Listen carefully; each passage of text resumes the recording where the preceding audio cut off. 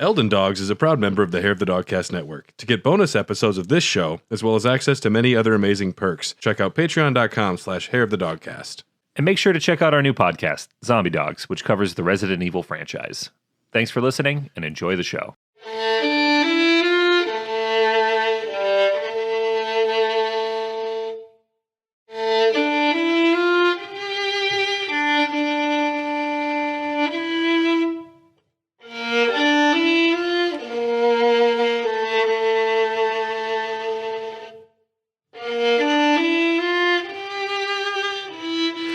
I think there's enough to talk about with Balatro. I was thinking initially, I'm like, we'll do a mini episode. And then I just went to the IGN guide and I was looking at all of the rules and options and unlockables. And I was thinking, like, this has to happen. We have to talk about this. I did know about I'll save it for the show. But I did play it for 6 straight hours the day I got it. You know, I don't know if there are actually decks of cards in the Lands Between. You don't hear of anyone really playing games. I think if anybody did it, it'd be the merchants. The merchants would have cards. Yeah. But they'd be playing like Solitaire or something they could play by themselves. Solitaire with jokers. Yeah. They would definitely have. I feel like they'd be big gamblers too. If there was sports in the Lands Between, they'd be constantly giving you the over-under. The other day I was thinking of like the perfect sports team. I forget what it was for. I hope it'll come back to me. Hey, everybody, and welcome to the Round Table Hold. Welcome to Eldon Dogs. Welcome to Hair of the Dogcast. Welcome to your favorite discussion about all of the lovely enemies in the Lands Between. My name is Gideon Offnear, and I love having a dope-ass library and goons and minions. It's really cool for me. My name is Alexander Ironfist, and I am proud to say that it has been 387 days since I got my ass stuck in a hole in the ground. 387 days without incident. It's going well. You know, I don't know where the modding scene is at the moment, but if there was a way to play as one of those jars, I would do it. So I was doing research for Spirit Ashes. That'll be one of our next episodes. And I was like, what would be the one enemy I wish I had a Spirit Ash for? And we'll still ask that one for that episode, but I was thinking, man, having like an Alexander, like that would be a dream come true for me. It'd be very cool. Or like imagine getting like Gideon in there with his just repertoire. There we go. I found it. Of spells. He'd just be light and it'd be like the 4th of July. The thing is, you only eat buff dudes. You need to eat a few nerds, dude. Then you'll be able to. They're too gamey, dude. They're very gamey. Their meat's stringy. It's stringy, yes. I started my my new Elden Ring playthrough that I said I was going to do. Yeah. So that I can beat the game again in time for the DLC and have it all fresh. Proud of you. But I'm doing. Tell me about it. I did the opposite of my previous build. So my previous build was slashing weapon with staff. Yep. And medium armor, just distance, and then when they get in close, just moonveil. So I switched it up, doing heavy swords, light armor, and just faith buffs. Yeah. And I have like one fireball for like some crowd control. But I'm doing just a faith strength run. What sword? Right now I'm using that one that you find right near that checkpoint, like Lorian's greatsword. I forget. Lauren's greatsword? Yeah. I got it up to like +5. What's the Ash of War on that? It came with Piercing Strike, but I took that off and I did the jump, the shockwave jump. Yeah. Because I need an AoE. It's essentially doing like Braver from Final Fantasy VII, where Cloud just takes his big sword and just slams it in the ground. Yeah. A little bit. I tried Kick because I was like, that'd be cool to like poise break some of the bigger enemies, but it just doesn't work as well. And then I tried Parry, and then I was like, no, Tyler, no shield this time. No crutches. Yeah. You're going to beat the game like a man. Until Shadow of the Erdtree comes out and you get those dueling shields, you can start just fucking stabbing people with them. But then I'll only use a shield. I won't use a weapon. It is the weapon. I know. And I have a feeling it's not going to be effective. No, probably not. But there's so many cool weapons in this game that aren't effective. Like I want to use the Candelabra Whip. Yeah. I want to. I almost respect at one point just so I could main it. I have Balatro has ruined my brain. I'm like, what if there was a Joker that like times 1.5 candle whip? or whips, It'd be fun. I think like Souls games, if they had like a rogue like built into it where you could just do like a boss rush and you could like have different modifiers each time you beat a boss or something. That'd be cool. It could be cool. And that way you could, my issue with Bloodborne is that I loved it too much, but my only negative on it is they have all these different weapons, but you kind of really have to specialize into a certain type of weapon. You can change, but it's not as simple. And I just want to be able to max something out quickly and see what it's like to test it. Yeah. I would be nice to have a little bit of a workshop. But that's kind of how I treated my first playthrough. I am very well versed in staffs and swords now. Yes. And I also did watch a few of Catalyst's bingo playthroughs. okay. Dude, that is fucking gnarly. It's pretty cool. It's watching people do the routing on the fly and try and like anticipate. And when he said that there was like strategy, like based off of like, okay, this is if he's got that one, he's probably going here next. Like the defense that they play is almost the biggest part of the game. Like just blocking people and trying to make sure that you get in their way. But also, you're like, I think that if they were just here in Ray Lucaria, they're probably going to go somewhere else in Liurnia. But that person might be like, fuck them, I'm going to Gelmir. Yeah. And there's also like calling people's bluffs or trying to be like smart about it and mess with them. Yeah. Do they have the same bingo card? Yeah, it's the same one. And then when they tack one off, it just comes up on the screen. And like, I forget who Catalyst was playing.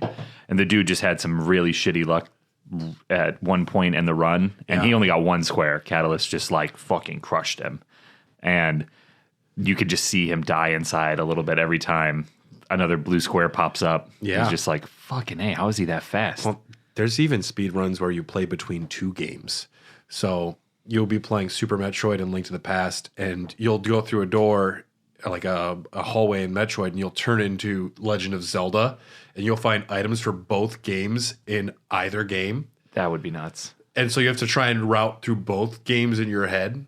And they do like bingo and races with that too. Like randomizers are great. I know Miles, who's been on the podcast many times, he's done randomizers where like the bosses are just random. I like watching those. He's like, I had to fight the fire giant in Margit's arena in the first spot. It's just like boom. Or he's got like a Spirit Ash for like Placiduous Axe or something. That's so dope. That's so dope. Mm-hmm. Yeah. I wish I could mod more with it. It'd be fun, but I am enjoying my new playthrough. I'm only like 7 or 8 hours in, so I almost got the entirety of the Weeping Peninsula pretty cleared out. I went there almost immediately. It's fun on subsequent playthroughs because you're kind of a badass and you know everything. Yeah, and I'm at this point 6 hours into my first run, like I still didn't know what iframes were, and I was bad at dodging. And now I'm just running around light armor, no shield, like you never get this, la la la la la, doing my Borat impression all over this. Man, I was too far in the game when Dylan came over and he's like, "Oh, you're a heavy roller." I'm like, "What? What do you mean? What do you mean I'm a heavy roller?" I put on some armor today and I got into a fight and my first roll was heavy and I dry heaved honestly in my mouth. I was like, oh God, no. Ugh. Get that out of here. Oh, yes. And one other update before we jump in, the quest to discover the last secret that Miyazaki teased in the game. No one knows yet. But people have been speculating. I'll try and save if I can find one per episode, that'd be fun. But I don't know if it was known before, but there is a bunny in the Zamor, ancient Zamor village. And if you follow the way the bunny hops, it'll guide you all the way through the buildings to where the treasure is without having to aggro any enemies. No shit. Yep. And that's pretty cool. Yeah, I like stuff like that. I don't think that was what what the secret was, though. It can't be anything coded like in the data because people would know that. So I think it might just be like a something you see. Yeah. Like a visual secret or something. But yes, we are here in my office. We are going to be discussing the part 6 of the Bestiary, the gift that keeps on giving. And we're on number 200 out of 250. Yeah, but we got some heavy hitters. We got some heavy hitters. Yeah, we're starting actually right up there in the Zamor ruin. Number 200, the Knights of Zamor. These guys would be great basketball players. Wow. They are long. They are lanky. They have a lot of like wispy side moves. They could like juke right around you. I don't know basketball terms. Juking's up there. Yeah. You would say they have crossover. They would do good crossovers. They have handles. Yeah. These long-lived warriors, clad in biting, freezing winds, are said to have been the mortal enemies of the fire giants since time immemorial. Yeah, they've been up there, and you know it sucks when your mortal enemy is literally an IMAX screen. Like, I'm gonna fuck you up, dude. He's like, I can't hear you. What? Poor guys. They move slowly when not attacking. Same for me. I'm not in a rush. And perform graceful sword combos with short startup animations. They move slow, and then they move fast when they're ready to get going.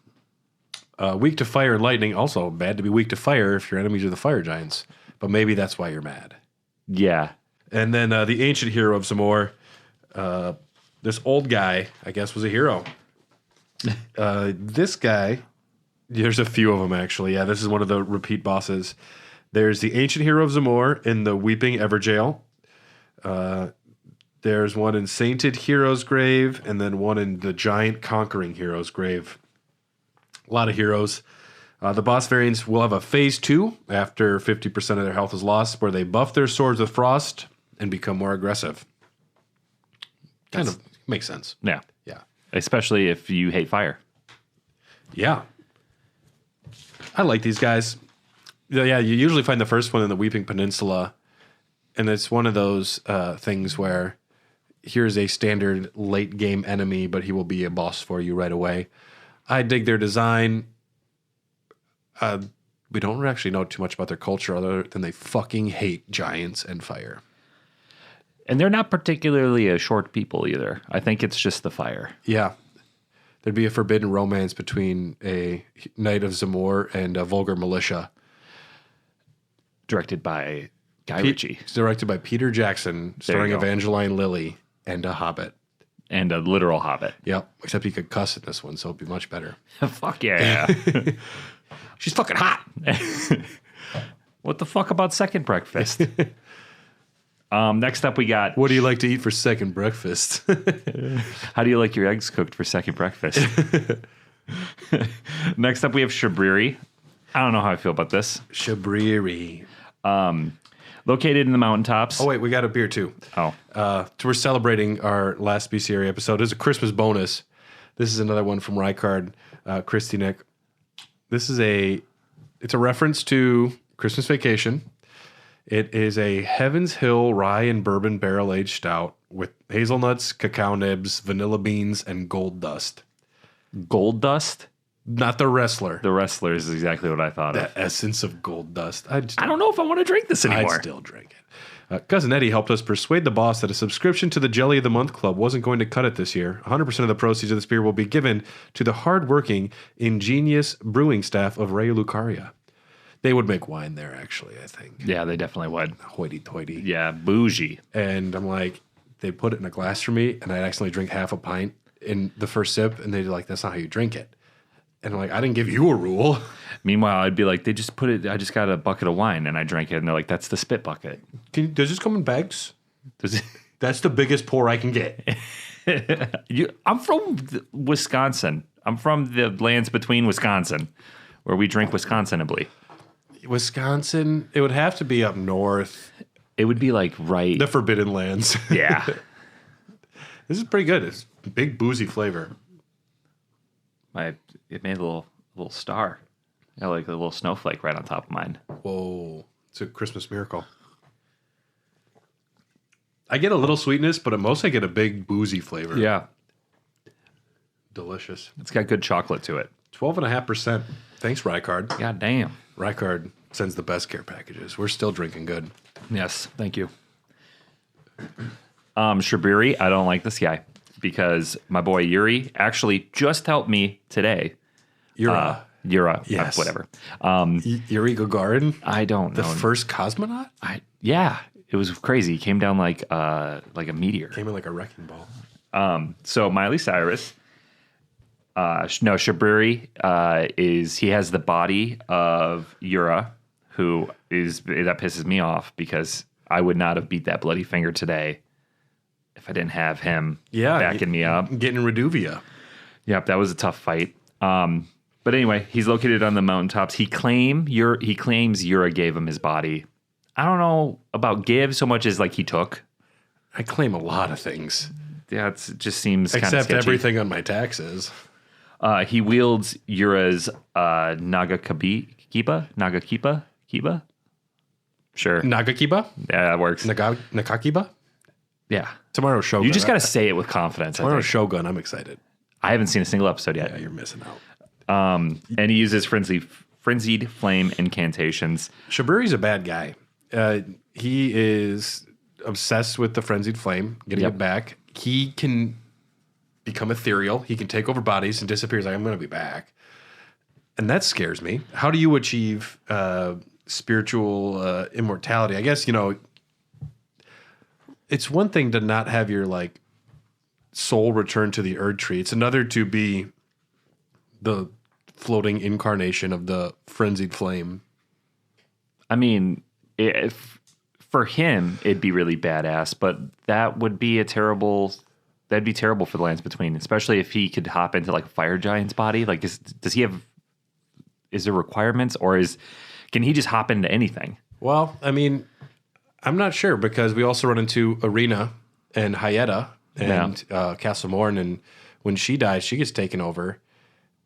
Something about frenzied flame and reincarnation, but there's also that item, the Howl of Shabriri, where it just like aggroes everybody, and the description is Shabriri was the worst cunt in the history of the lands between. Nobody likes him.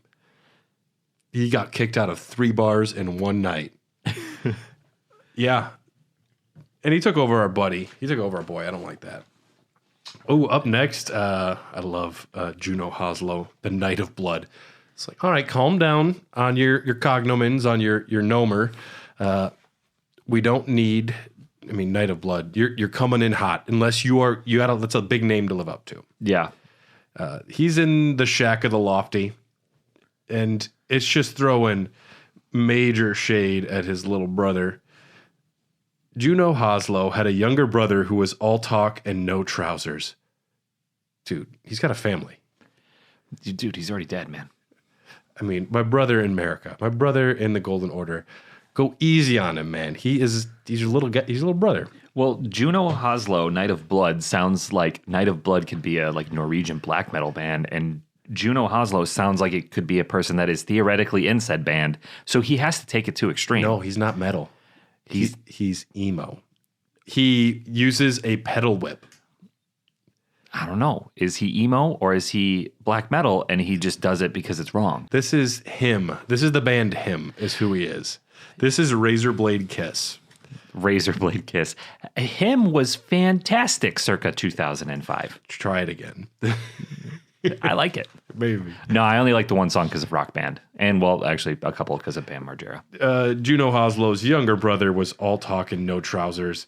When your entire description is talking shit about your brother, it's like maybe you're part of the problem. Yeah. Instead of Juno was cool because he liked black metal, it was Juno's brother's dumb.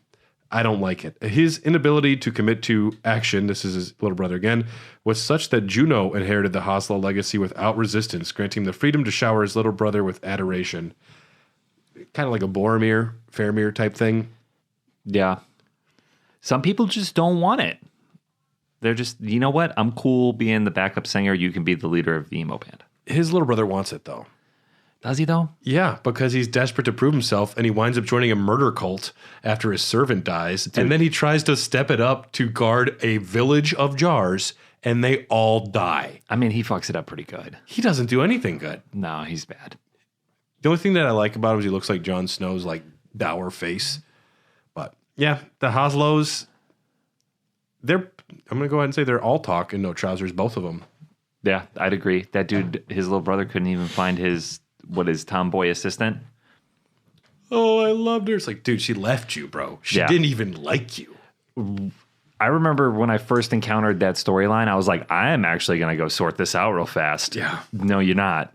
Because I went to like the drowned village in Liurnia and I looked around for fucking ever and killed about 1 million of those frog people. Those poor Albinarics. Dude, they did not deserve the hell that I brought down. You can still get one of those masks for pretty cheap on Amazon. I try not to waste money, but I'm also really a fan of that. Well, in my newest playthrough, I immediately helped Kenneth Haidt because that was one of the things that I know I can do pretty quick early on. You can also push him off of where he's standing that first time. I'm just saying. I should have, but there's a pumpkin head guarding the entrance the first time you get there. Yeah. And I killed him, first pumpkin head I fought in the game, and he dropped the pumpkin helm, which is like a 3% drop on my first pumpkin head. That's a good drop. Yes. So I wore that for a while, and then I looked online, and they do have pumpkin heads that you can buy in real life, and they're pretty fucking big. And I'm sure not good to see out of. No, there's no eye holes. I think the point of those helmets is to dull their senses because it's too intense for them, kind of like a Gregor Clegane. Just so much constant pain and probably like migraines.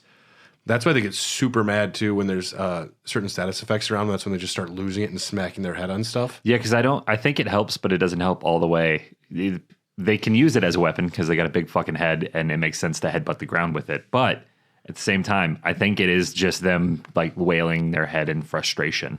Yeah. Yeah, I had a point to that, but I got caught up in the Kenneth 3% Haidt? drop.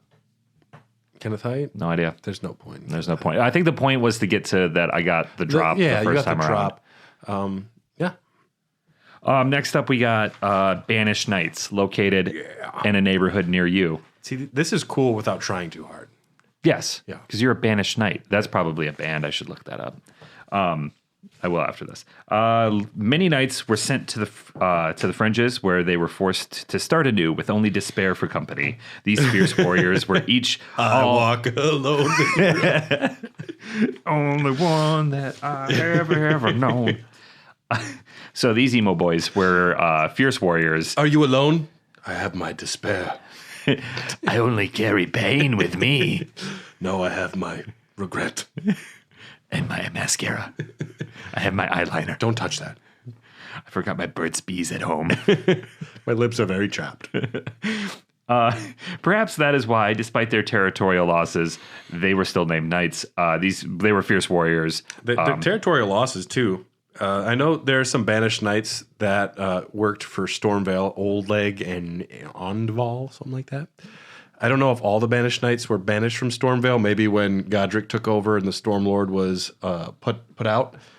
But yeah, they have territorial losses, but they're still knights. It's like hedge knights, which are some of the coolest knights. Like also the most unpredictable. You're a practice squad player in the NFL, but you're still a professional football player. You're a free agent. Yes. Yeah. They have a complex moveset because they have a lot of variety.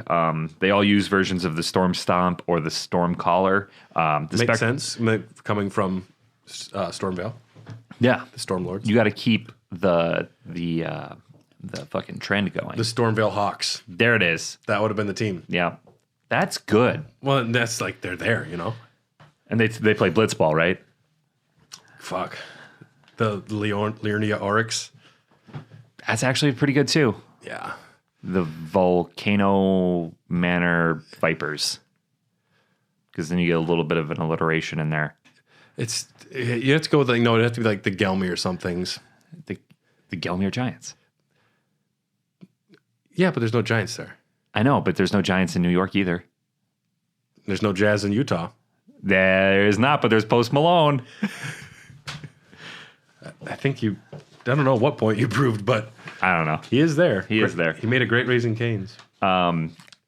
Yeah, so these guys, I mean, like we said, they have a pretty complex variety of skill sets and moves, but they keep the storm motif. The spectral versions in Castle Soul also cause frostbite, which is just fun. That's funsies. We love that. These versions can also use healing incantations, which just pisses me off because the game's hard enough already, and I don't need you healing. Yeah, it's pissed me off. Most attacks feature a delay to catch you rolling. They're weak to lightning. The delay They're strong to me. No matter how much I play this game, I am not good with the delay. Like the fucking the guard dog, the guard at the very beginning, the watchdog burial guardians, Tree burial watchdogs. Yeah, those guys. I've gotten them down, man. Their jump attack where they float in the air and come down, I got it. But the delayed, like holding the sword above your head, I hate that. Yeah. And I just fought Margit for the first time with this build, and his delay fucked me up too. Yeah, Margit's the king of delays. He's meant to teach you about it. Dude, I don't know what time signature he's rocking, but it makes no sense. Did you go to patches? Yeah. Okay. I'm going to go get the shackle. The Banished Knights were, in my quest to collect every weapon in the game and armor in the game, were one of the biggest problems for me.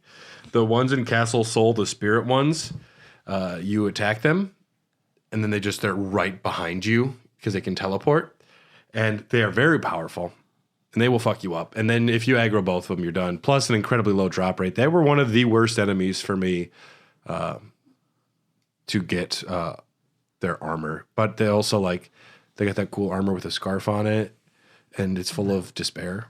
Yeah. Have you ever seen an emo scarf? Yeah.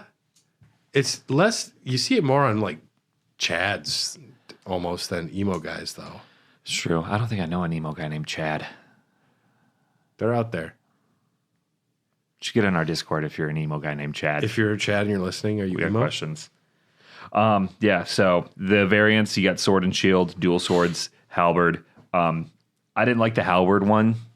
The sword and shield and the other two, I got those down. The halberd with the reach and delay just is a fucking nightmare for me.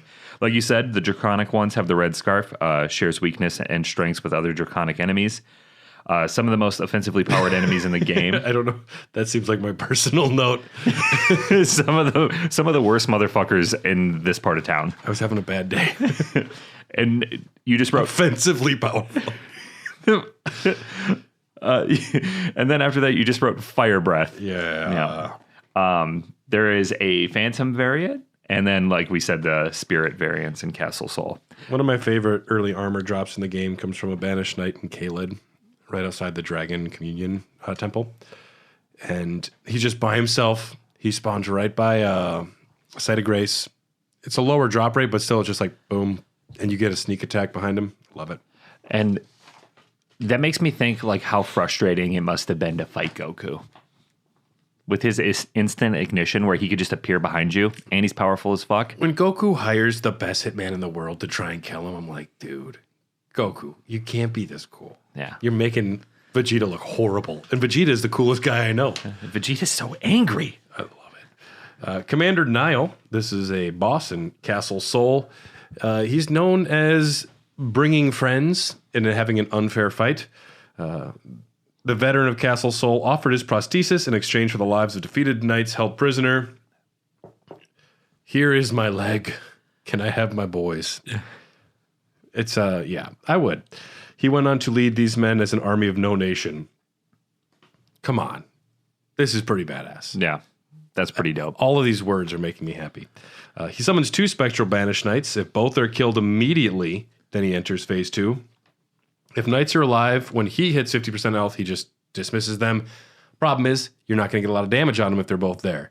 Because the 3 of them can cover a lot of ground, the area of effects that he does with his whirlwind abilities, bad.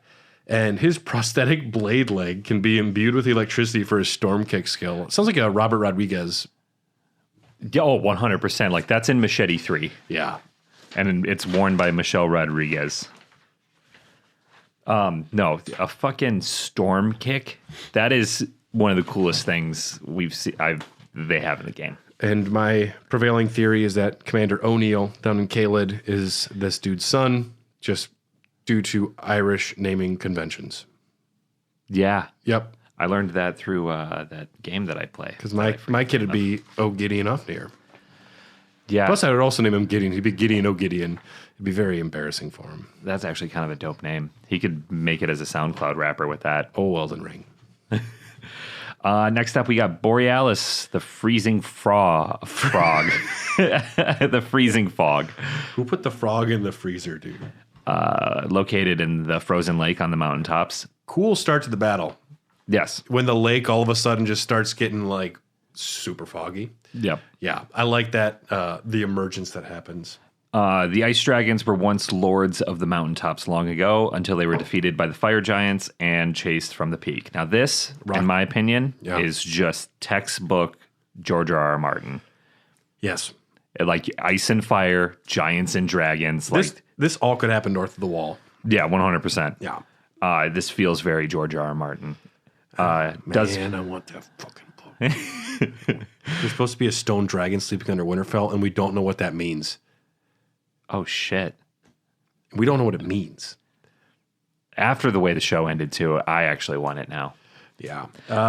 Does magic damage and frostbite buildup, which I am not a fan of frostbite buildup. I'm getting, I get PTSD from that fucking giant dragonkin soldier that you fight with the frostbite. That guy fucked my day up for like 5 days. Frostbite ain't no joke. No. It's a little underrated.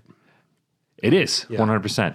Gee, I wonder if I could make a pretty cool frostbite build. I guarantee you could. Yeah. After Shadow of the Erdtree, I'm gonna make a 6 sleeping build because there's gonna be a lot of sleeping stuff in there. Yeah, that'd be dope. Yep. Mostly immune to slashing and piercing damage. Piercing is normally a big weakness, so that's kind of a bummer.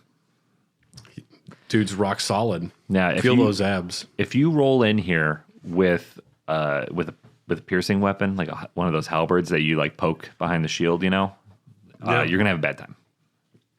Number 207, we have Guilty. The Guilty. They are located in courthouses in Liurnia, all over prisons in Gelmir, and the jails on the mountaintops of the giants. I thought it was impressive that they only have 2 different character models for this, and there's one guy, one girl. Yeah, and then there's also Not Guilty. Oh, well, the Guilty ones it was Casey Anthony and O.J. Simpson that you fight. The Guilty, their eyes gouged by thorns lived in eternal darkness.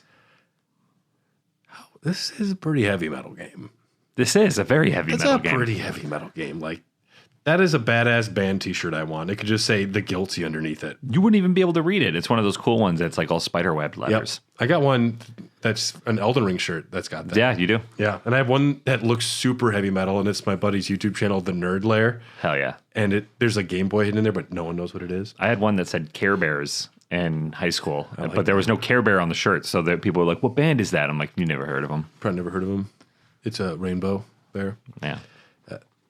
While they lived in eternal darkness, they discovered the Blood Star. And this is getting into lore and concepts that we don't have 100% answers for. We might learn more about the Blood God, the formless mother that Moog worships. And yeah, it's exciting. I think we might learn more about this in Shadow of the Erdtree. Their practitioner, especially because thorn sorcery, those giant thorns up on the mountains definitely look like impaling stuff. Yeah, and for the requirements to access the DLC, you have to beat Moog. So it would make sense that we'd lean a little bit more into that. Yeah, they are known as thorn sorcerers on Fextra Life, but the strategy guide calls them the Guilty. They use thorn sorcery, considered heretical by the dweebs at Rea Lucaria. If they told me not to use thorn sorcery, I'm going to hit him with my stick very hard. Yes, stronger variants can cast Briars of Sin and Briars of Punishment. They're resistant to fire. Makes sense. They worship the fire. And there is a variant with the staff. If the staff is burning, this is the stronger variant, and they use Briar spells. Yeah, pretty cool. The Guilty is also on Spotify with 11 monthly listeners with not a metal band, though. The fewer listeners, the more excited I am about it. If there's like 2 listeners for the Freezing Fog, I'm like, we got to check them out. Yeah. How's the playlist going? It's going great. Yeah, it's in the development phase. It's in the development phase. It's we're keeping it pretty tight ship over at Tyler's house. I'm gonna fucking do it if you don't, and that'll be embarrassing for you because it's gonna take me 1 hour. You know what? It doesn't take that long at all. No, you just get a fucking enemy. You got the list of every enemy in front of you. So yeah, the Guilty's song "Mr. Lava Lava" will be on there. Oh no! I next, did not expect that. No, and it doesn't look like heavy metal. His character bio, his artist bio just says "The Guilty" with an exclamation point. Slashing build, huh? Fire monks. Fire monks. Located in Liurnia, Gelmir, and the Mountaintops. I like fire monks. They're big boys. I like these guys. The fire monks are guardians of the flame of ruin, forbidden by the Erd tree and said to be kept high in the mountaintops of the giants. But the first time you'll probably run into them is in that little camp on the northwest side of Liurnia, kind of over by where our big giant blacksmith friend is. They're over there? There's a little camp of them. I'd have to look into that. The fire monks? I don't believe you. I'm pretty sure. Okay. That's because I would, every time I roll through there, I kill them all because it's a quick couple rooms. I got a lot of goons out there and they don't all give me good information. They're worshippers of fire, so naturally quite resistant. It would be really ironic if they were like really not resistant, if they were vulnerable to it. That'd be hilarious. Yeah. They're somewhat weak to holy damage, and the variants are either a hammer or a curved sword. You love to see it. Love to see it. Hammer, I like because it's easier to dodge. These guys are built. Yes, I like to think that they all have like a Rasputin build. Ooh, yeah. Maybe a little broader, but they're definitely not like a Rock or John Cena. No David Batista here. Oh, yeah. They're just very tall and narrow, but solid. Yeah, good character design. They look great. And then, don't get them confused with the Black Flame monks, because those are fighting words in the monk communities. They went straight edge. Yes. Located in Volcano Manor in the Divine Tower of Kaled. These guys will fuck you up. Yeah, these guys you don't mess with, because they were originally fire monks who were seduced by the Black Flame, becoming traitors to gain the Black Flame's god-slaying power. Whoa, wow, that was tough to say. I made it through. There's just so much George R. R. Martin DNA that is in these enemies in the lore that I don't think people really realize. If you go to the Citadel in the old town, where the Maesters train, have you read the books, Song of Ice and Fire? I've read parts of the parts that I like from the show. I haven't read like all of them. Because at Feast for Crows, there's this whole like setup, all these characters you've never heard talking about magic school, and one dude just trying to get laid. But there's just this one old Maester who is. Everyone hates him because he gets really drunk and parties with homeless people, but he knows shit that he shouldn't. But everyone's been trying to like light these candles, which allows you to speak across like distances and see things. That's dope. Yeah, but I don't know. There's just a lot of shared DNA in the verbiage. Yeah, and you can see, I mean, with the whole very rich history of like the family dynamic we got going on and why it's so confusing, plus the fact that most of them have names that start with the same letter. Like that's where it normally shines George R. R. Martin. But when you read the Bestiary, like we just came across with the Borealis freezing fog. Yeah. Seeing in actual writing, like some of the lore just being told to you, it is much more apparent how much George R. R. Martin is all over it. Oh, yeah. We got some more fire friends here. Number 210, we have the fire prelates. I say prelate. They are located in the mountaintops, and there's one in Fort Lade. Lade. Yeah. Large and zealous warriors, the commanders of the fire monks and guardians of the flame of ruin. The bulky and heavy armor is a symbol of their devotion to the flame they guard. So maybe they're not big boned, like, because that's like, I'm a big, sexy armor. But maybe it's on the inside, they're skinny little screeches. Is that this guy from Saved by the Bell? With Screech? the curly hair? Screech, yeah, Screech Powers? Yeah. Yeah. Yeah, that's Screech. Yeah. No, Lisa Powers? Screech, I forget his last name. No, I think it's Screech. We'll just stay with Screech. Yeah. Well, I'm curious how big they are in there because apparently they're not too big. These guys are awesome. I love their design. Any extra chunky armor gets me excited. They have a helmet that has a cauldron on top, which they can ignite as their faith surges, causing their embers to rain down. Some silly ass video game shit. Blackbeard did that. He'd put like wicks in his hair and light it on fire so that his head would smoke. Where do you be getting these sparklers? And they're like, oh my God, his head's on fire. I'm not going to fuck with him. He's got a fire in his beard. He's also like 9 feet taller than all of us. He'll be dead in 3 years. Yeah, no, that's cool. The cauldron helmet, super dope. Looks like something you'd see on stage at a metal concert. I'm just going to try and equate as much as this to metal music as I can. It's a Steve-O stunt is what it is. Hey, guys, I'm going to light my head on fire. His voice is not that deep. This one's called the fire pellet. I'm going to jump with this on my head into a pool full of shit. Yeah, I'm going to do a backflip into a big pile of poopy. And we have a variant called the Chief Guardian Aganthe. Aganthe? Aganthe. Located in the Guardians garrison in the Mountaintops. They are wearing the ruler set and they use fire magic. Actually, no, this isn't a variant of theirs. And I just stole the next enemy and gotcha. This guy's cool, though. Okay, I'm going to rewind it. Chief Guardian Aganthe. He's up there in the Guardians garrison, that last garrison you head through on your way up before fighting the fire giant. And you're going up the fortress, and it's not too bad. There's a few little, fire worshippers, and they're all NPCs at the Guardians. And then this one guy up top, he has the shield with the big fucking eye on it that shoots fire out of the front. It's a great shield. It's a cool design, and we don't know much about him, but I do appreciate him. Yeah. Next up, number 212, arguably one of my favorite people in the game. Yeah.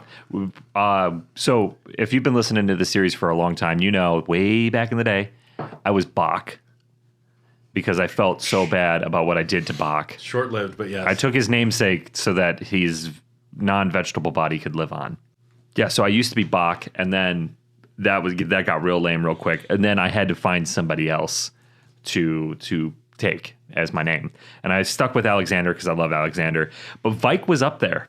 Yeah. He was probably my number 2. I almost went with Vike. Tragic story. Vike, Lanciax had the hot swarm potentially. Lady Dragon could potentially turn into humans. He got a little hug by the Flame of Frenzy, but he is never nude. Yes. So he fucked up. He didn't get all the fingerprints required. He is located in the Everjail, one of the Everjails.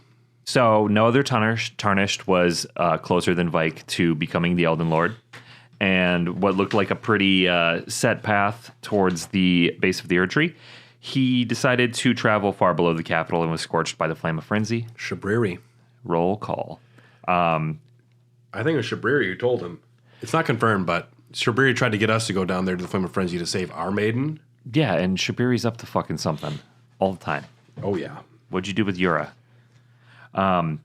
Did he make his choice for his maiden, or did some other force lure him with suggestion? And as Brad just said, we think it's Shabriri. Yeah. I would agree with that. And yeah, he went down there, and then I think he had some regrets. My theory is that he locked himself up in the jail. Yeah, to punish himself. And to make sure he didn't do something bigger or worse. Yeah. Yeah, but he is on the cover of the game. Yep. Very cool character design. I liked it a lot. I think the frenzied flame ending is actually pretty cool. I think it's one of the better endings. That's what I'm going to do this. Oh, I did it last time.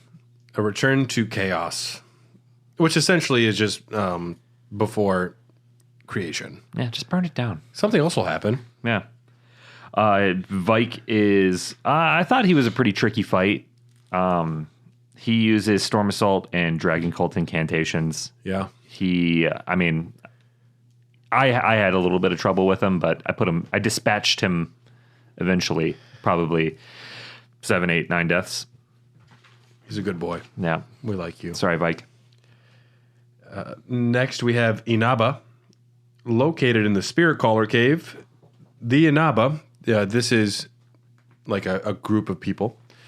The Inaba traveled in pursuit of not only the master who abandoned them, but also proper deaths who honorably won honorably through hard-fought combat. This is coded very much as, I don't know if it's just samurai specifically, but a lot of that mentality you find in those movies.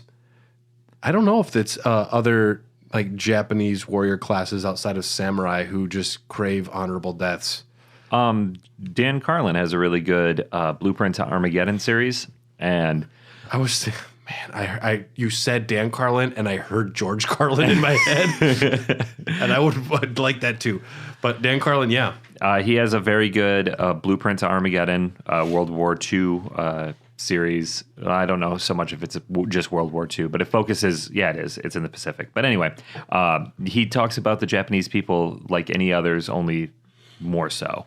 And they do have that like strive for honorable death or loyalty to their country that extended way past the samurai and the Ronin days, all the way through World War II. And if you like history, you should listen to that. But yeah, it's fucking crazy. So their master abandoned them. This is Okina, who ran off because he got obsessed with blood. But these are wearing samurai armor as well. And it says, to be a white reed, which is the name of their clan, their group, is to seek death, fitting for the Inaba, who desired nothing more than to die by the sword. I just, I crave a country fried steak. I'm a simple man. I crave nicotine. Death by sword is cool. but have you ever had chicken fingers? And I'm talking about Raising Cane's. I'm not talking about that poutine minus poutine that you order. Hey, it's delicious. Yeah, they're disciples of Okina. They're up there pursuing him, looking for him, and Okina is shortly ahead. Further on up on the Flame Peak, we find Bloody Finger Okina. We get invaded, and Okina, of course, drops rivers of blood. An OP weapon. The more he sharpened his mind, the more the absurdities of the world came into stark relief. And so Okina renounced it all and rose to a higher plane. There was only himself, his katana, and its mastery. Pretty cool. This makes a lot of the enemies in the earlier areas just seem less cool, Yeah. And the more that we read this bestiary and we're talking about it, have you ever watched Love, Death, and Robots? So good. Yes. Both seasons. So you know how like the episodes are usually like they range in time, but they're all typically pretty short. Yeah. They just kind of pump out a cool scene. It would be badass to do that, like animated style, with some of the people from this game. Some of the bosses, some of the Bloody Fingers. Or like the Star Wars Jedi, like where they had like animated series about different Jedi, or What If, which I hate that show, but something like that where it just shows different art styles, different anime styles of all these different. There's a rich depth of characters and world they could explore. Yeah, because like what you just read from the bestiary sounds to me like a movie pitch. Like, this is my character for a television series, and boom. Dude, I mean, the more you understand about how America works, kind of the more jaded you're going to get. Although I'm not rising to a higher plane of mastery. I am just closing myself further into a shell of Balatro. Yes. And it's cozy, and I'm happy. Yeah. As long as I open up the news, I'm like, oh, fuck.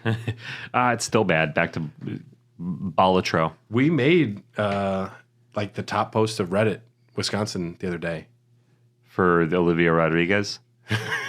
No. Dude, the mothership, the bar. What happened in Mothership? It was on the top post, like one of the top posts of politics. It was Wisconsin bar opts to shut down during the RNC to avoid serving Trump supporters. Oh, that's very Mothership. And they interviewed the guy. He's like, I don't fucking care. Like, Wisconsin. Get it. Yeah. Bloody Finger Okina, his attacks apply blood loss naturally. He became a demon of a swordsman. He wields the rivers of blood in his right hand and the wakizashi in his left. Ultimate badass. It's a shame he became a bad guy. He started killing people for the wrong reasons. I mean, I think he can kind of just do what he wants. Well, when you start teaming up with Moog, you're your boss is a pedophile and an incestuous pedophile. Well, actually, no. Mikkel is old enough. It's still incest. Yes. But he's also, he's a rapist because Mikkel is asleep. Yep. From what we know. So, incestual rapist is your boss. Yes. Yeah, I can't get down with that. But not a pedophile. Not a pedophile. Sorry. That's a bridge too far. Sorry, Moog. I'm not going to. Sorry, Moog. Apologies to Moog. We want to. This is our apology video, Moog. You're still incredibly fucked up. We hate you, dude. Do you know that they announced the day that the Shadow of the Erdtree comes out? It's like unofficially Kill Moog Day is what they're calling it. I forget the official name, but because that's how you get in. So everyone's like, we're going to go kill Moog that day. Dude, he's going to have a bad day. Your current playthrough, save Moog for that day. That would be awesome. But also be ready because you don't want to be stuck at Moog for 8 hours or a couple hours. No, I mean, with Helldivers 2 and Balatro. Yeah. I'm just... Oh, man. Dude, my time is... Woof. Next up, we have probably one of everybody's favorite moments in the game. I love her. The Fire Giant. Oh, I love him. Big boss. Located on the mountaintop of the Giants. Naturally, because fucking huge. Does he need to feed the stomach on his belly? Or the mouth on his belly? I think he could if he wanted to. Could it smoke a cigarette? Absolutely. 100%. You put you pass the vape back and forth? Yeah. I'm just saying.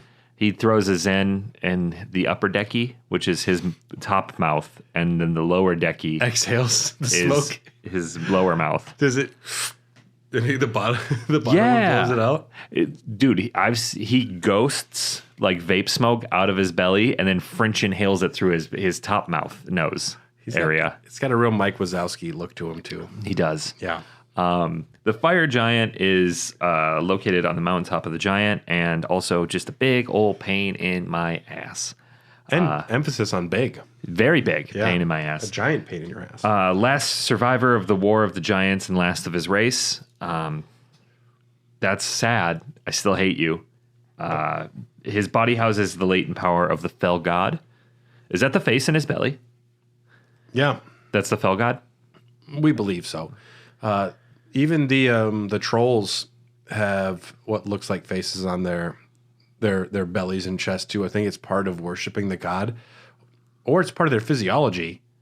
Either way, they're descended from some influence from the god. It's weird. Yeah. And it's, when somebody absorbs the other fetus of the twin, it makes them stronger. Like that movie Sinister. Did you ever see that? From James Wan. Wait. I don't know if it's Sinister. Something like that. Malignant. Yeah, Malignant. Oh, it's so bad. That is a terrible movie. But it's so bad, it's really good. It took me halfway through it to get... When there's a fight scene in the police station, man, we just spoiled Malignant for people. Yeah, we did. It's okay, though. It's not like the story's that great anyway. It's a stupid twist, but it's so bad that it's awesome. Yeah. Yeah.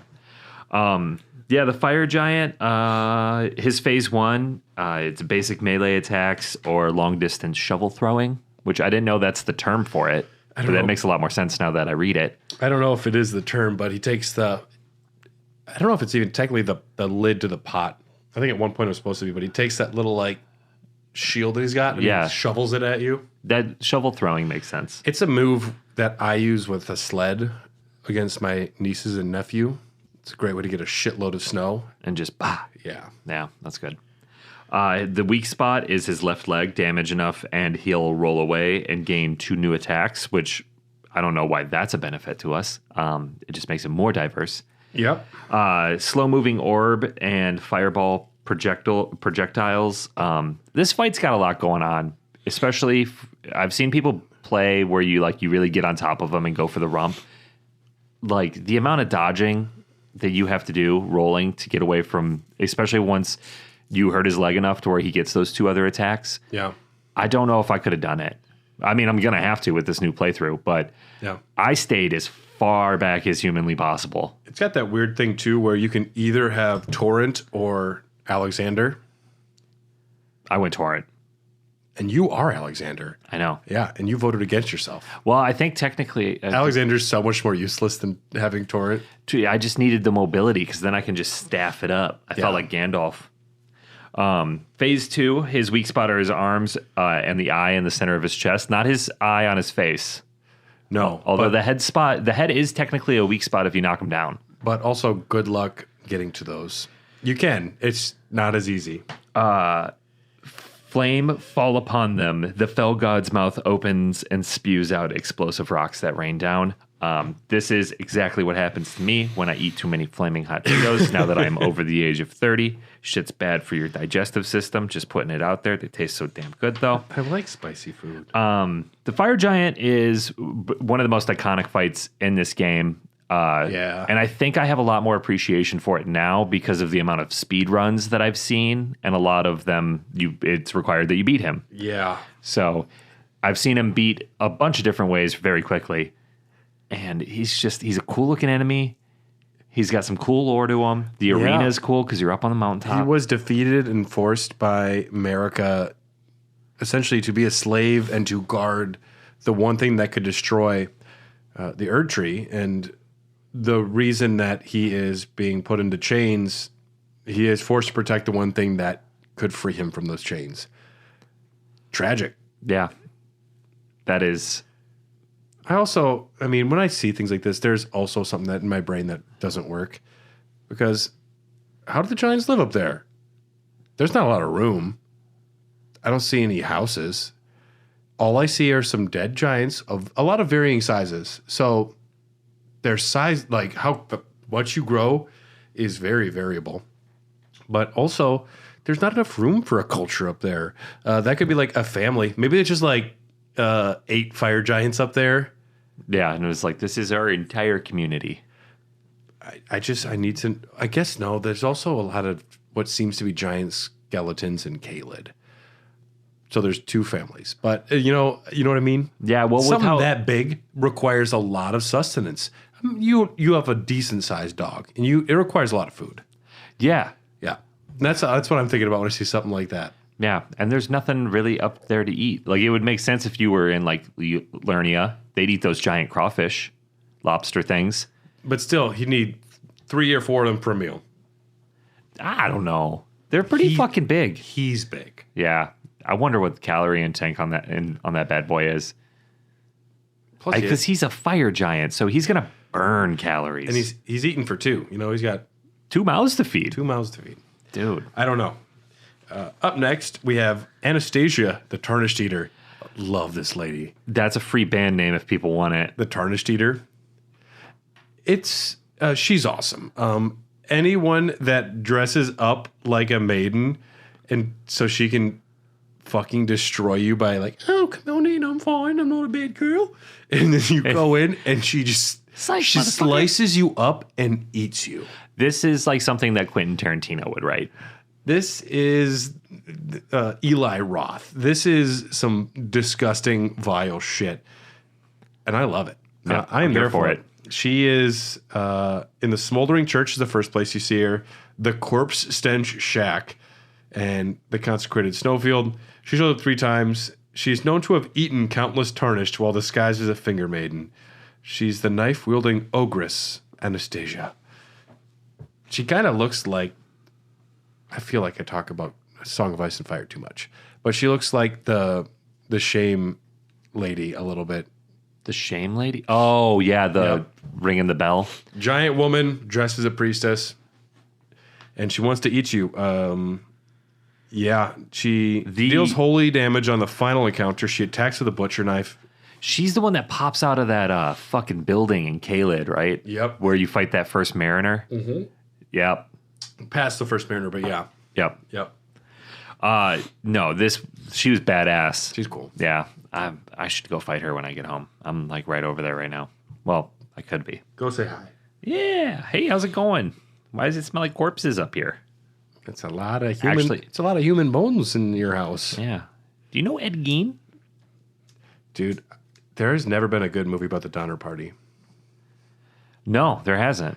The fact that that was a tangent, though, and I want to know why that you thought that. Is it because she? Well, when they finally come back to find the survivors, there's the first time they get there, they find a sunken-in snowdrift with like 8, 10, and 12-year-olds just ravenous from eating humans for the past month.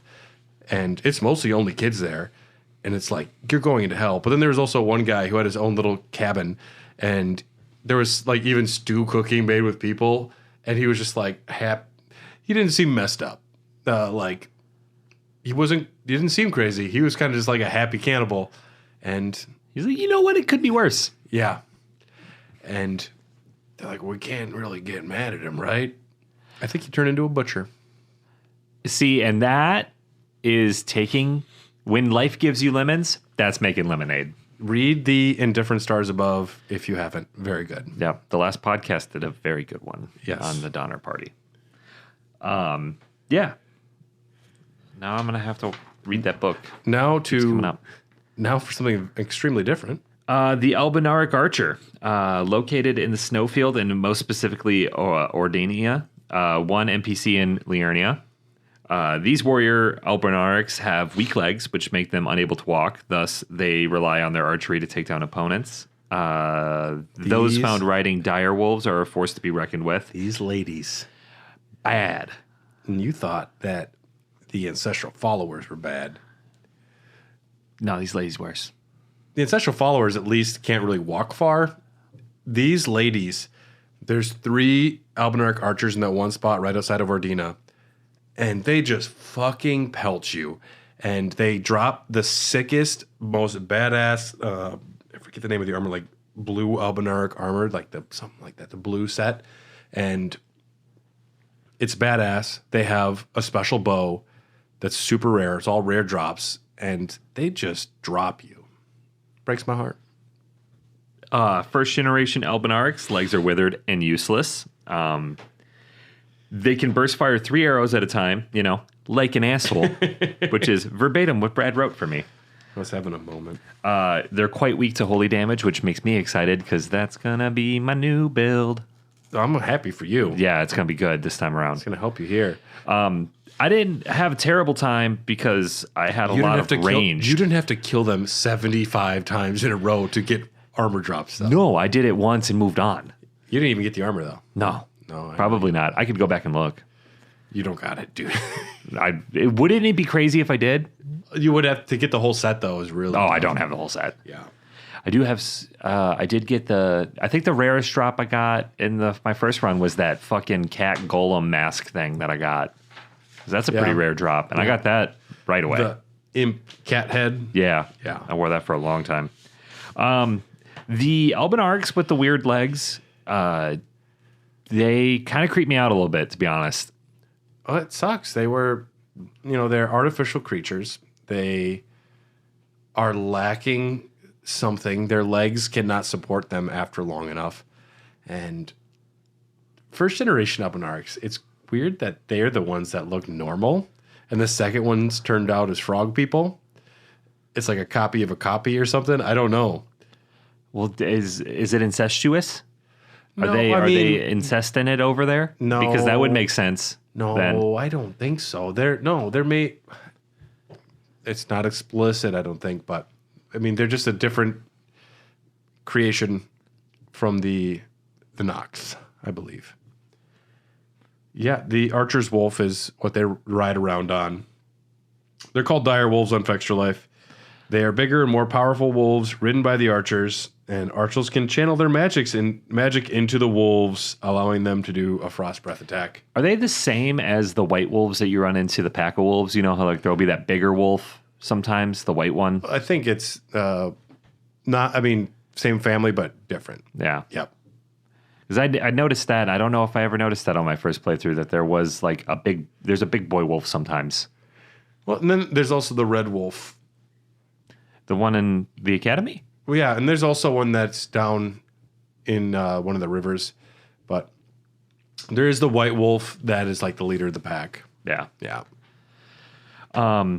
Next up, we got number 219, the Meteorite Scavenger, located in the Ansel River, Altus Plateau, and the Weeping Pea. They appear next to craters left by meteorite impacts. Will often be preoccupied with scavenging, gravity stone fragments, or worshiping any extraterrestrial beings around. The last thing I did before I got in the car to drive here was kill these guys. because I'm in the Weeping Pea right now. Oh, in the game. Yep. Yeah. It was the last thing I did. And he hit me with his fucking purple gravity thing. The moment I hit him with a fire shot, we killed each other. Well, these guys are so busy with themselves. It's so easy to... The first time that I remember running into him was in the Weeping Peninsula, and there's like the crater, and I'm just trying to... There's like items in the middle, so I want to ride in and grab the shit, and as soon as they see you do that, then they get mad. But otherwise, they don't really care. No, they're definitely preoccupied. They're too busy working. They have the... Is he in here? The big guy. There's the big guy and then the little guys. There's the big guy. I do like the big guy. The big guy is a really cool character design, and I was looking at him today when I was fighting him. He's got a gravity attack that'll pull you in, and then he smashes you with a sword. But he's like... Which big guy are you thinking? The tall, lanky one that'll use his gravity magic to pull you in. That's a different type of enemy. I forget. He's an Alabaster Lord. Or an Onyx Lord. Oh, that makes sense then. It must be similar family, though. Yeah, because now you're talking about the little scythe guys then. I mean, I don't know if they're scythe guys, but they're the ones that are like digging in the ground. Yeah, they have like a little pickaxe scythe-looking weapon, and they're hooded. They're with this guy in the Weeping Pea. Yeah. No, they're cool. They are they're squishy, though. Yeah, it's mostly I feel bad killing them, but they hit me first. And I'm realizing now that we're not going to finish all of these enemies today. I knew we wouldn't. We've been sometimes hitting 15 episodes. But we are going to finish out at least the Mountaintops and the Forbidden Lands. Our next enemy, number 220, is the Falling Star Beast. Love this. Love these guys. Massive, heavily armored creatures that command potent gravitational abilities, highly resistant to physical damage. But the head and the rump will take a bonus 50% damage, which I think makes sense. Immune to all status ailments except poison and rot. So these are not Estelles. They are similar family, though, and they have a few different sizes. There's two of the smaller ones that you can find in Altus Plateau and the Celia Crystal Tunnel, and... It's like a puppy version. Very cute, despite being horrible. I like them a lot. And then you find the full-grown Falling Star Beast on Mount Gelmir. He is a big motherfucker. He's a big guy. And, he kind of has, like a bull. He charges at you. Yep. And it never works out well for me. It sucks too, because if he kills you and you drop your runes, like he moves and covers distance very quickly, and he can kill you very quickly despite how good your armor or your health is. So the most stressful part of fighting him was trying to get to my runes so I didn't lose them. Yeah. Because like a dunce, I went into the battle with like a shit ton, and then I just had to keep picking them up. Classic mistake. Yeah. I watched my brother try to fight this guy. Your brother never beat Elden Ring. He's played for about 8 minutes in his entire life, and all 8 minutes was fighting this guy. He was like, I can beat him. Just give me the controller. This sounds like your brother. Yeah. He did really good. He had some beginner's luck his first time because he actually put some work in. Yeah. And then he died like 5 times very quickly. Yep. Well, it's the first time for some reason works. Yeah. I wonder if there is like... I'm sure they would have announced it if they found it in the data, if there was, and the first time you fight them, they're easier, because I feel like that's just always how it happens. No. It's beginner's luck, man. The full-grown Falling Star Beast has a unique attack, the Gravity Beam. During their second phase, it's very long range, very high damage, so look out for that. You're not going to like it. Being a very potent magic build my first time around, this guy gave me some issues. And like I said, I had to run around and pick up my runes every time I died, and I had a lot on me. This was stressful. It's a cool arena. You're at the very top of Mount Gelmir. You got that crater that you're kind of like just running around in. I like that. I do like the arena, and I like the boss design. And whether or not they're super related to the Estelle is not specifically known, but they do share some design elements. So I'm sure they came from a similar outer space area.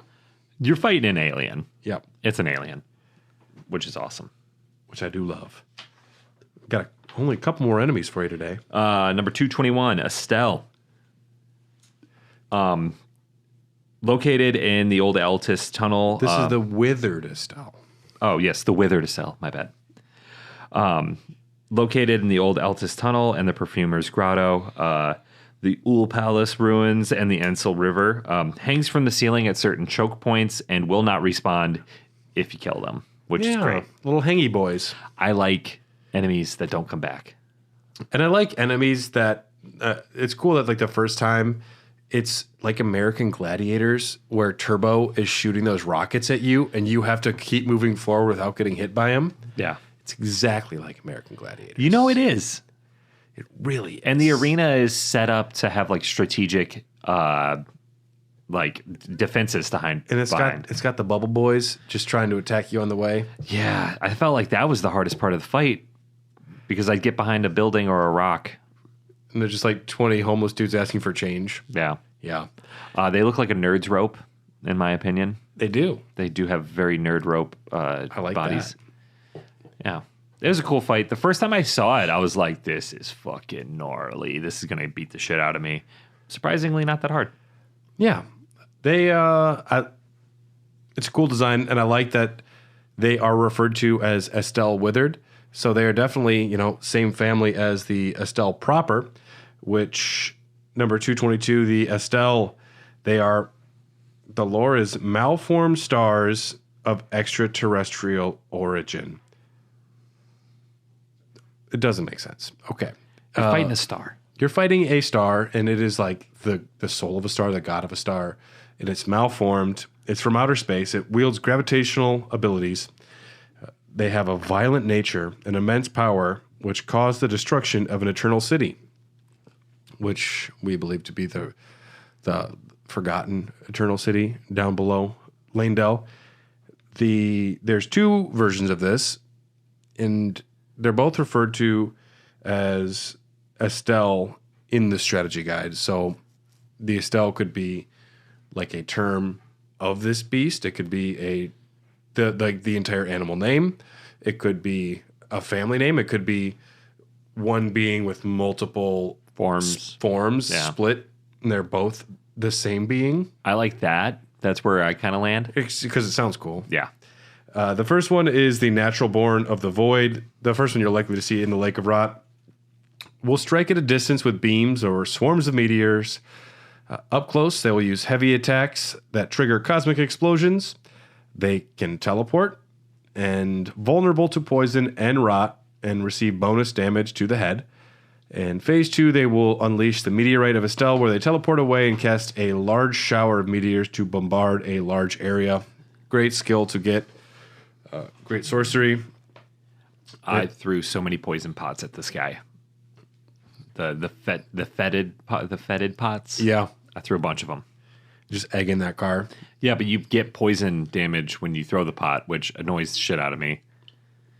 You get poison damage every time you throw a poison pot? I don't remember it from my first playthrough. Is that true? But I've been throwing. I'm still doing pots because I love pots. Yeah. And the fucking poison pot. Yeah, when I throw it now, I don't remember getting poison damage the first time. Interesting. But I might have got that faith incantation from what's his nuts and the round table hold that boosts your resistance to poison damage, and I might have just got that right away. What's his nuts? The guy who worships Gold Mask. I forget his name. The prophet guy. Oh, yeah. Yeah, and the other boss is Estelle, the Stars of Darkness. This is in the Yelu at Annex Tunnel. This has a very rare attack called the Illusionary Teleport Grab, where you are grabbed and then several more Estelle appear around. They all like surround you and like participate in the attack together. And don't quote me on this, but I'm pretty sure I saw a YouTube video. And I don't know who it was from. It might have been Zilly the Witch, but then again, don't quote me. But it's the most powerful attack in the game. Really? Yep. And they had to hack their health bar to be like 10 times the thing to survive the attack from them. It's not when Melina throws you up and impales you with her sword. Melina? Oh, no. Fucking not Melina. America. No, god damn it. Melania. I hit all 3 before I got to it. No, this is, I believe, the most potent attack in the game. It had to required vast amounts of hacking, modding to survive the attack. Damn. But yeah, it's a rare attack and it's super cool, and it just kind of adds to the credence of, that theory that the Estelle are multiple beings inside of one thing. And that goes, to the Lovecraftian aspect a lot of the gods have in Souls games and, in the Song of Ice and Fire, if you want to go that way too, where the gods are never meant to be understood. You are not supposed to know this is how it works, there from there, and this. There always needs to be an aspect of it's beyond our understanding, and what is your thoughts on what it might be? Because the bigger the mystery, the better the lore, I think.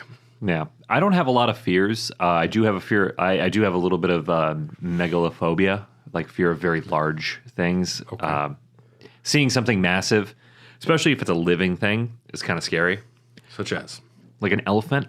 Sperm whale. Sperm whale. Oh, put something huge in water, it's going to terrify the shit out of me. And vast open spaces is another thing that kind of spooks me out. Yeah. And this Lovecraftian horror, the fear of the unknown. Cosmic horror with Estelle is just really good stuff. It scratches the itch. It's not something that's like debilitating for me, but it makes me uncomfortable enough to where like it makes me appreciate the game even more. Oh yeah, it's the final frontier of horror for me. All the other stuff I explored so much more in my life early, and then when I finally get to cosmic horror and just thinking about the scope of the unknown, I'm like, that is the ultimate terror. Yeah, you mix Lovecraftian horror with that Polish painter with the insane name that I can't pronounce. His paintings are often described as like depictions of hell. You made me think of the Polish composer Krzysztof Penderecki, who did the soundtrack for The Shining.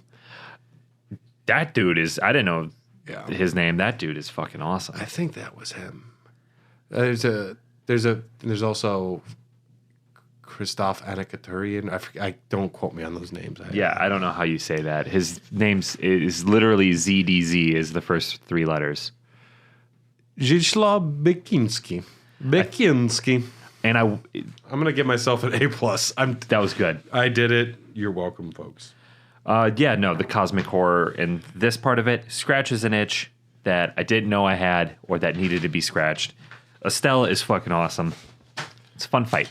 It's a cool fight, and some people might say, "Oh, they did the same boss again." They did, and I'm okay with that.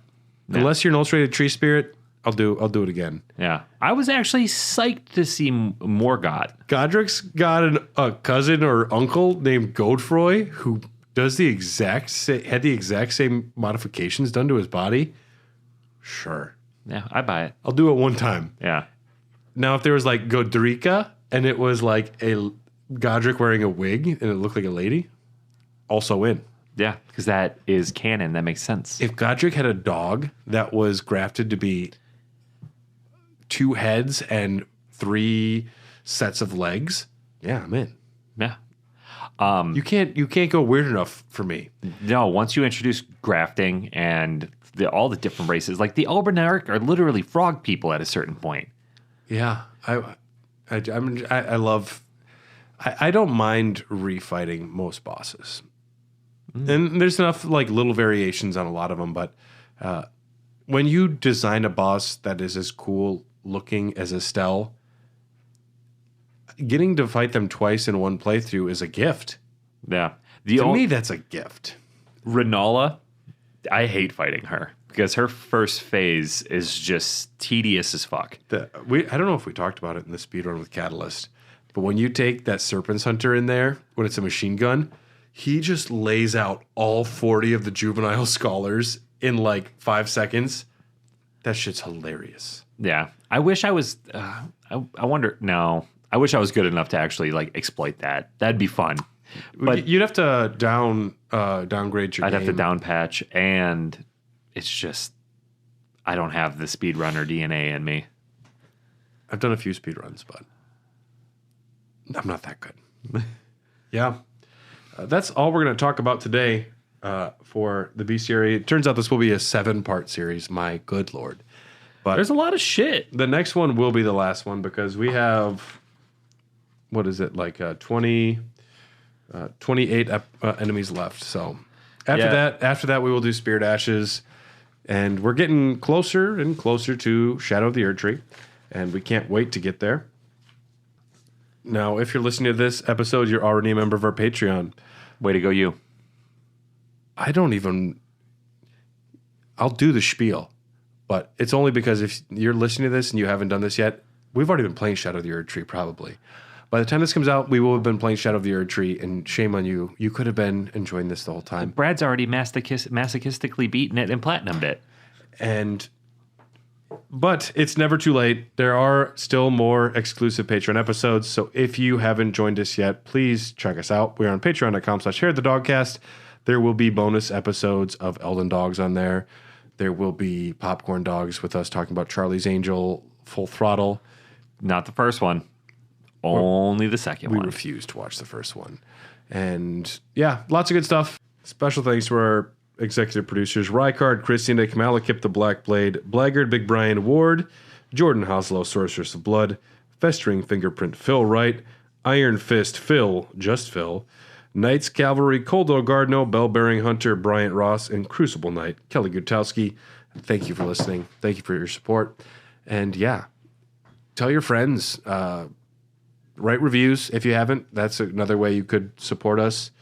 And another big thanks to Rykard Kristianik for these delicious beers he sent us. And that's all we got for today. I expected the library to be closed after this episode, but there is more to talk about. Yeah, and I mean, as we get to the back 9 or back 4, well, I don't know golf. The last few holes. There's some beefy enemies on the back here. Yes, we are saving some big boys for last. We're going to the Haley Tree and big girls. We got all of them. Yep.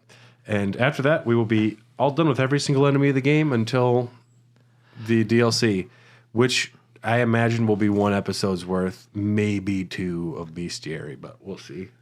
Yeah. Yeah, I'm getting off here. You're already listening. You guys are doing pretty good. If you wanted to like or subscribe or anything, you should. But yeah, smash that. Just keep listening. Yeah, smash that follow like button with your 2 fingers. Give them the old 2 fingers. Gross. Yeah. We will see you next time. I feel like I was schmoozing the whole time.